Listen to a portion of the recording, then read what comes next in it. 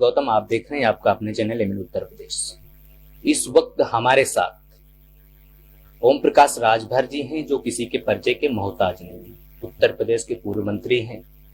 हम उन्हीं से सीधा बात करेंगे और भारतीय सुहेलदेव पार्टी के राष्ट्रीय अध्यक्ष हैं। सर, अभी वर्तमान में किसानों को लगभग 1.5 महीने से आंदोलन चल रहा है, इस पर आपका क्या कहना है? जाके पैर फटे बेवाई सो ही जाने पीर पर आई। जो वर्तमान बीजेपी भारतीय झूठ पार्टी की सरकार है, चाहे इसके पीएम हो चाहे सीएम हो, किसी स्टेट के, ये किसान का काम क्या होता है? अगर इनसे पूछा जाए कि धान की नर्सरी कब पड़ती है, शायद नहीं बता सकता कोई। अगर इनको फावड़ा थमा दिया जाए कि एक कोन खनने के लिए, तो पूछेंगे कि कोन क्या होता है। इनको कुछ पता ही नहीं है।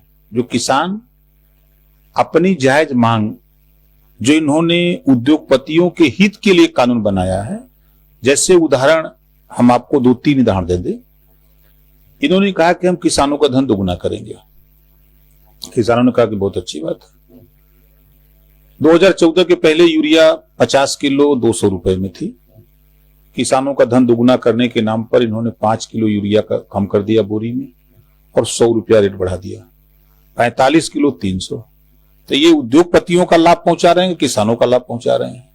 उसी तरह डीएपी का 5 किलो कम कर दिया, दाम बढ़ा दिया। अब ये किसान कह रहा है कि हमारे दाम न्यूनतम मूल्य निर्धारित किए जाए, उस रेट से नीचे अगर कोई खरीदता है तो उसके खिलाफ कार्रवाई का प्राविधान हो। सरकार करे नहीं, ऐसा नहीं। आज पार्ले बिस्किट अगर वो 5 रुपए का है तो वो बॉम्बे महाराष्ट्र में भी 5 रुपया बिकता है, यूपी में भी बिकता है, बिहार में, गुजरात में, देश के किसी कोने में वो 5 रुपया में बिकता है।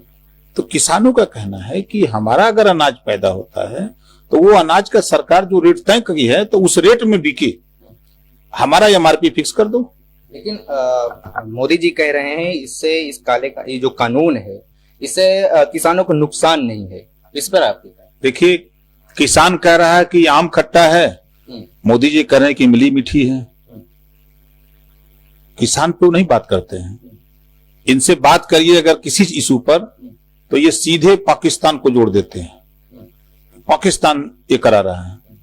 इन्होंने कहा ना कि वहां सब आतंकवादी, अलगाववादी हैं, तो फिर आपकी सरकार है, आपके पास ईडी है, सीबीआई है, तमाम ब्यूरोक्रेट आपके पास है, क्यों नहीं पकड़ लेते हो? गिरफ्तार कर लो, हिम्मत हो तो कह देना, आसान है। आप उसको साबित तो करो। ये शुद्ध रूप से जो कानून ले आए हैं, ये काला कानून है। अब प्राइवेट को हमारी जमीन एग्रीमेंट होगी।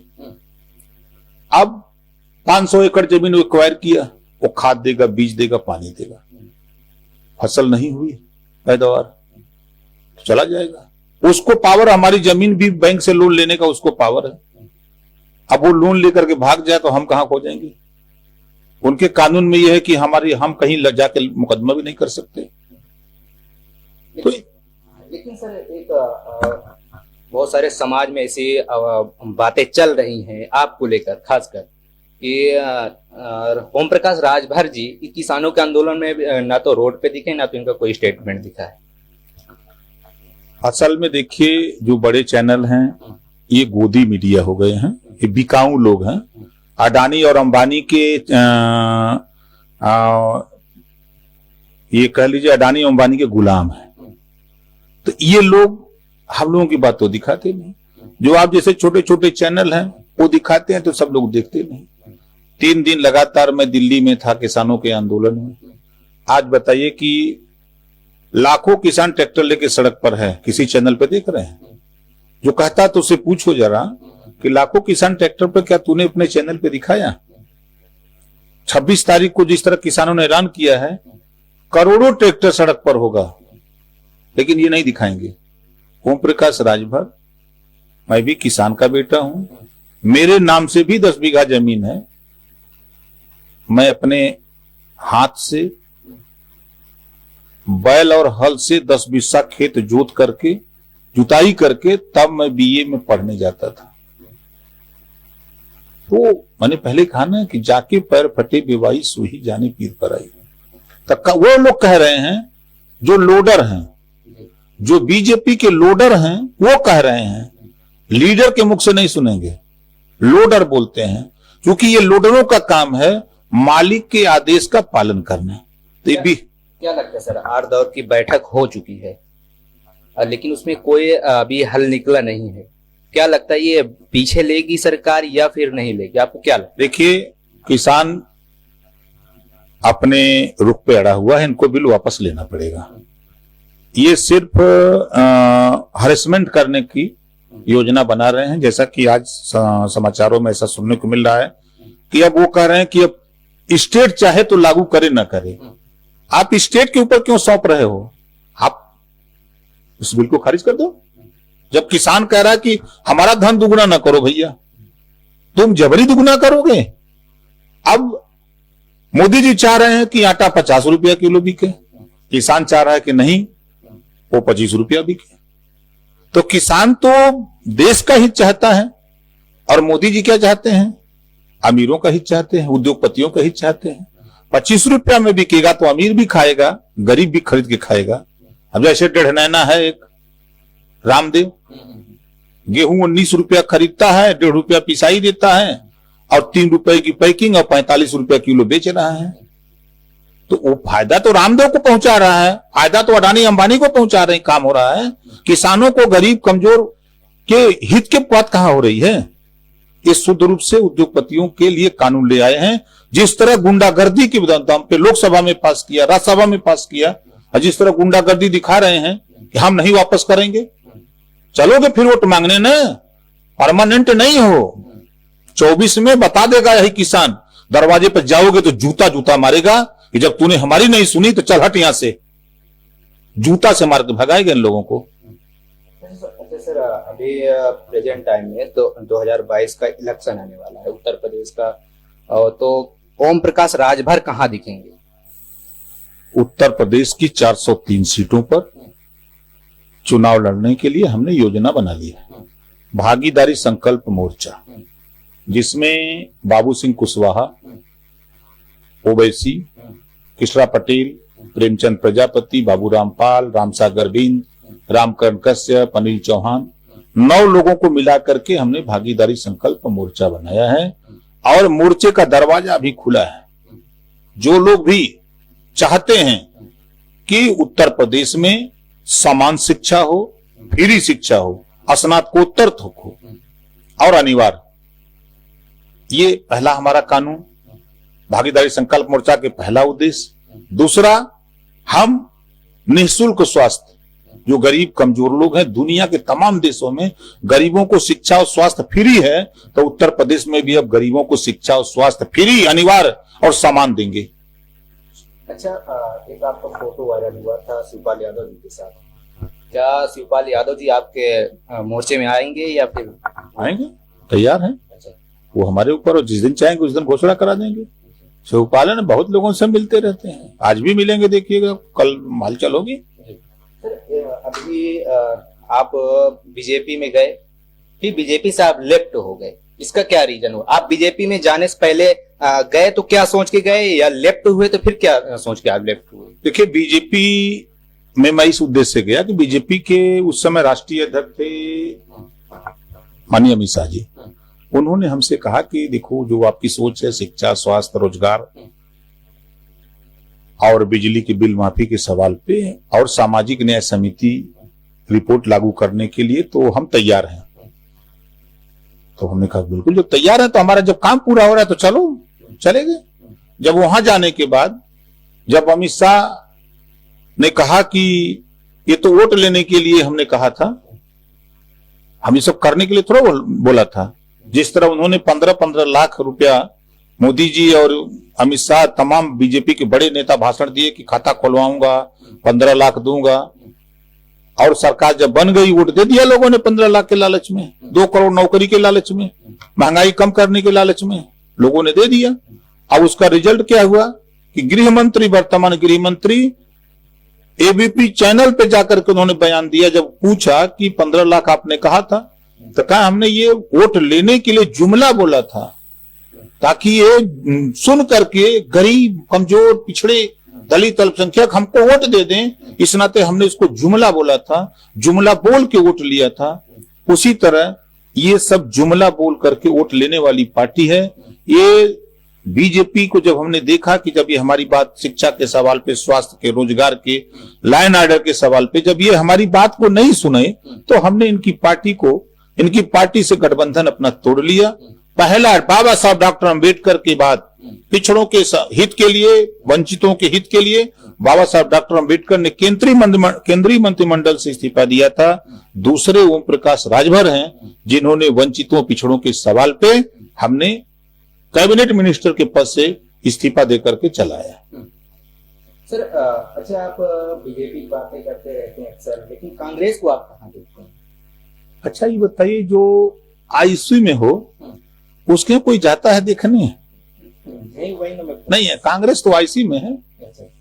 कहीं उत्तर प्रदेश में कहीं दिख रही हो कांग्रेस तो बता दीजिए। दिख तो नहीं रही है, इसलिए तो फिर हमारा मकसद जो मालिक है उससे न सवाल जवाब होगा कि हम जाएं जो है नौकर से बात करने। सत्ता में तो बैठी हुई बीजेपी है, बीजेपी को ना शिक्षा को लागू करना है, लॉ एंड ऑर्डर इसको ना करना है। ये कहते हैं कि अपराधी नहीं है यहाँ, लॉ एंड ऑर्डर ठीक है, अपराधी प्रदेश छोड़ के भाग गया, जेल में है। तो हम पूछते हैं कि अभी लखनऊ में गोली किसने मारा? लखनऊ में गोली किसने मारा? अभी आपके बाबा मंदिर में जो घंटा बजाते हैं बाबा, अभी बलात्कार किए हैं, अभी पकड़े गए हैं, 50,000 के इनामी थे। ये अपराधी कहाँ छुपे हुए थे? मंदिर में चले गए हैं। तो हमको लगता है अगर इस मंदिर में है तो सभी मंदिरों की तलाशी होनी चाहिए, इसमें सब अपराधी बैठे हुए हैं।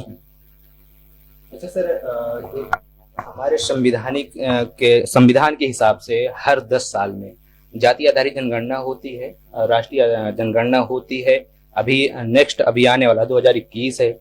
कुत्तों की गिनती होना चालू हो गई है, लेकिन ओबीसी की गिनती अभी होने की कोई वो नहीं।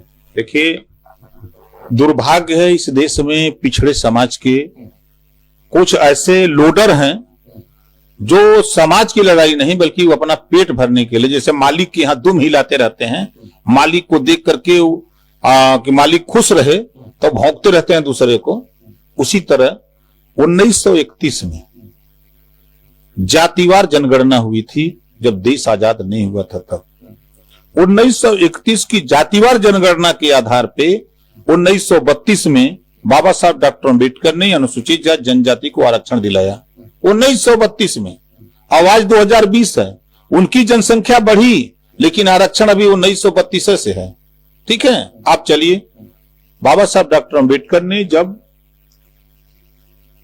नेहरू जी के सामने प्रस्ताव रखा कि भाई ओबीसी इनको भी सामाजिक और शैक्षणिक रूप से ऊपर उठाने के लिए संविधान में 340 आर्टिकल कानून है तो इसको किया जाए, तो गांधी जी, नेहरू जी ने कहा कि नहीं, इसमें सामान्य वर्ग के लोग नाराज होंगे। तो बाबा साहब डॉक्टर अंबेडकर ने इस्तीफा दिया था वहीं। तब नेहरू ने कहा कि नहीं, ये पिछड़ों के यहाँ ये संदेश न जाए कि हम दुश्मन है पिछड़ों के। तो तब उन्होंने बाबा साहब को फिर मना करके 1953 में काका कालेलकर आयोग गठित किया। काका कालेलकर आयोग की रिपोर्ट 1955 में आ जाती है। काका कालेलकर आयोग पिछड़ों को 52% रिजर्वेशन देने की सिफारिश करता है, लेकिन 23 साल तक यही कांग्रेस जिसको आप बता रहे हैं इसके मुर्दा होने का यही कारण है। 23 साल लगातार इन्होंने काका कालेलकर आयोग की रिपोर्ट को लागू नहीं किया। फिर जब चौधरी चरण सिंह ने 1978 में जब दबाव बनाया कि इस रिपोर्ट को लागू करो, जब उन्होंने हलचल पैदा किया, तो मोरारजी देसाई प्रधानमंत्री थे। तो ये चालाकी से, जैसे इस समय मोदी जी हैं चालाक है ना, ये तो पहले सामान्य वर्ग में थे, इनको चालाकी से बैकवर्ड में शामिल कराया गया कि बैकवर्ड का चेहरा दिखा के वोट लिया जाएगा खाली। तो उसी तरह मोरारजी देसाई ने नेहरू एंड कंपनी के चेलाओं के द्वारा साजिश के तहत 1978 में बिंदेश्वरी प्रसाद मंडल, मतलब मंडल कमीशन के नाम से एक आयोग गठित कर दिया। 1978 में मंडल कमीशन बनता है, 1980 में रिपोर्ट आ जाती है। मंडल कमीशन की सिफारिश होती है कि 27% रिजर्वेशन पिछड़ों को दे दिया जाए। अब 1980 में रिपोर्ट आती है और 1990 10 साल यही कांग्रेस यही बीजेपी के लोग उसका विरोध करते रहे कि नहीं इसको लागू न करो, रद्दी की टोकरी में रखे रहे। ठीक उसके बाद बीपी सिंह आते हैं, मंडल कमीशन की चर्चा करके प्रधानमंत्री बने। 1990 में उन्होंने घोषणा किया कि हम मंडल कमीशन लागू कर दिया। फिर 3 साल तक विरोध होता रहा। कौन विरोध करता था? कोई बैकवर्ड शेड्यूल कास्ट माइनॉरिटी के लोग विरोध करते थे। यही जो नेहरू एंड कंपनी के लोग, ये लोग विरोध करते रहे। उसके बाद स्थिति क्या होती है कि 93 में मंडल कमीशन ने 22 सिफारिश लागू किया है। तो 93 में 2 बिंदु पर लागू होता है, 2008 में आकर के उच्च शिक्षा में लागू होता है। और 28 साल हो गया, 27% रिजर्वेशन लागू हुए 28 साल हो गया, अभी 6.8% ही कोटा पूरा हुआ है। अब आगे देखिए, अभी गरीब सवर्ण, बाहर प्रधानमंत्री, बाहर बीजेपी और बाहर पिछड़े समाज के नेता जो बीजेपी में हैं, ये तो हमको लगता है मुर्दा से भी बदतर हैं। ये सब मुर्दा से भी बदतर। इस नाते कहता हूं कि जब सुप्रीम कोर्ट का बैरियर था, सुप्रीम कोर्ट का आदेश था कि 50% से ज्यादा आरक्षण नहीं होगा, मोदी जी ने उस बैरियर को तोड़ दिया। गरीब सवर्ण जिसके पास 8 लाख सालाना कमाने की आय है, 5 एकड़ जमीन है, वो गरीब है।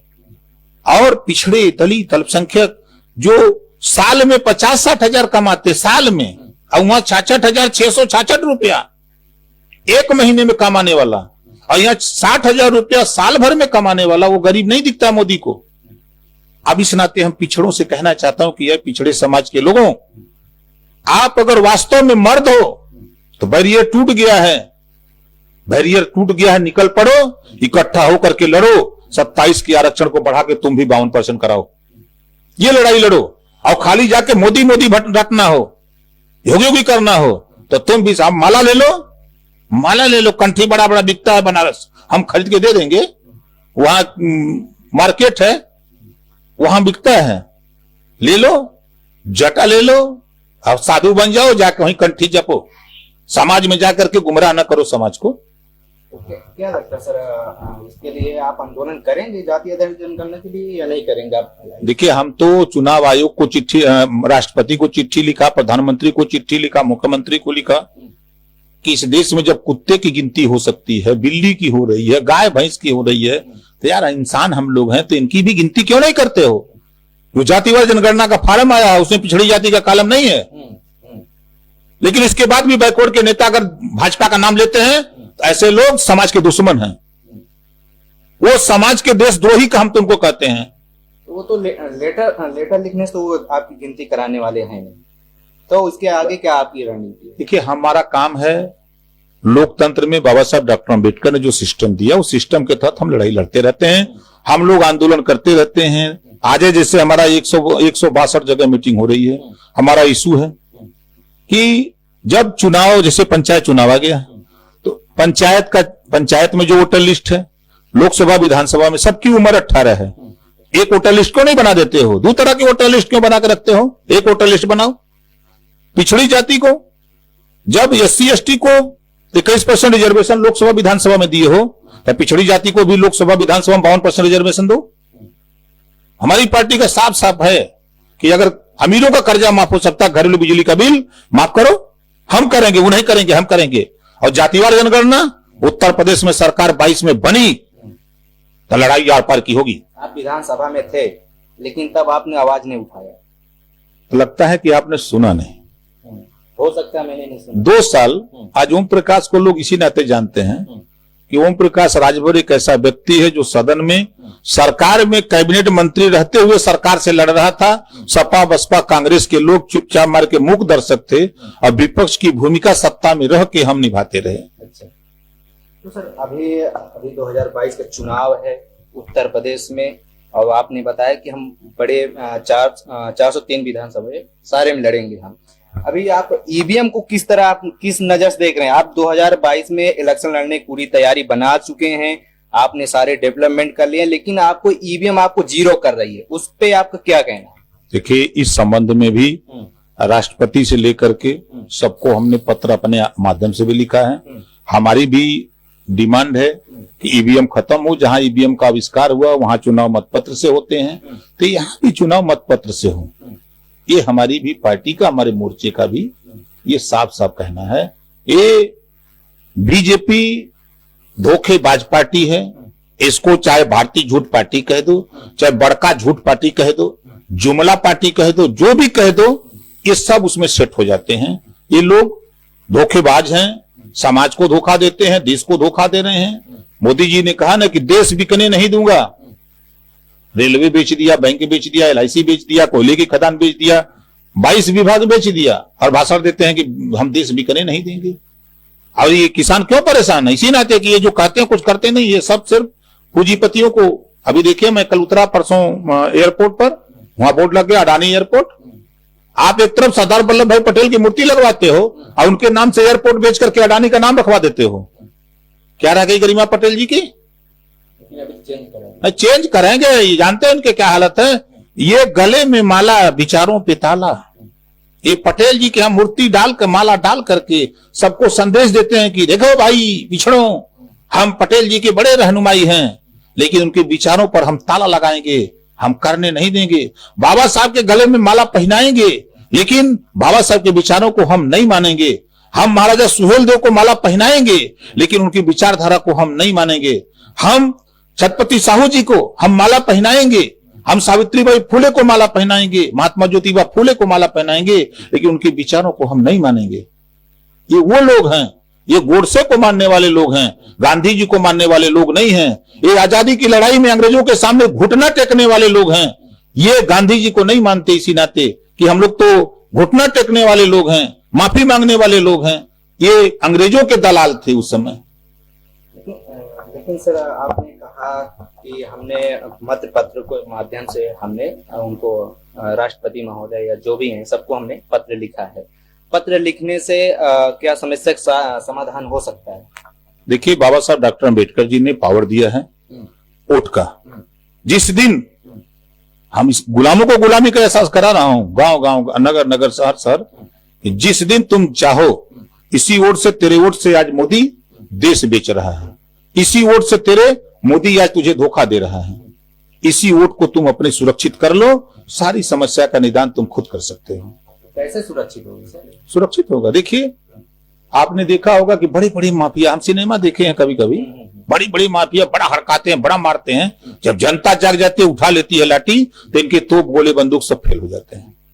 अभी ईवीएम पे बहुत सारे, जैसे चाहे मायावती जी हो, चाहे अखिलेश यादव जी हो, या फिर और कोई भी हो, बहुजन समाज में जितने भी नेताएं हैं, सिर्फ इलेक्शन के वक्त ही ईवीएम पे आवाज उठाते हैं। एक शब्द या दो शब्द से ज्यादा कोई बोलता नहीं है।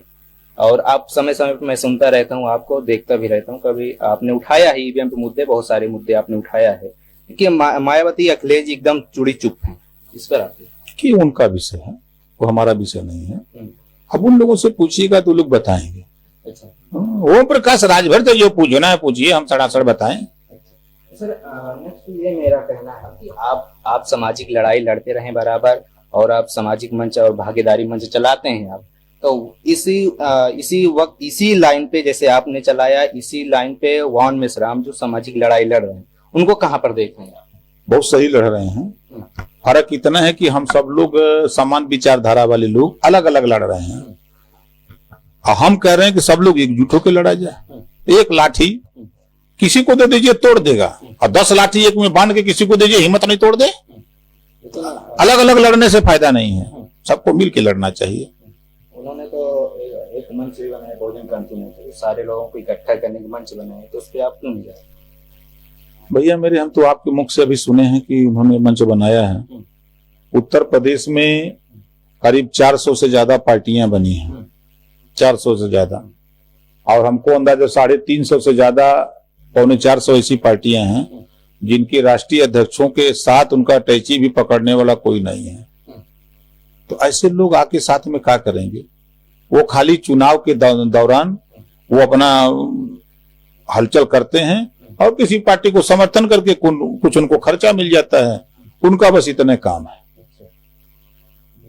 तो ये थे हमारे साथ ओम प्रकाश राजभर जी थे, जो भारतीय सुहेलदेव पार्टी के राष्ट्रीय अध्यक्ष थे और उत्तर प्रदेश के पूर्व मंत्री थे। तो इसी तरह हमारे साथ लोकल अपडेट जानकारी के लिए आप हमारे साथ बने रहिए शुरू से अंत तक। बस अब तक के लिए इतना ही, धन्यवाद।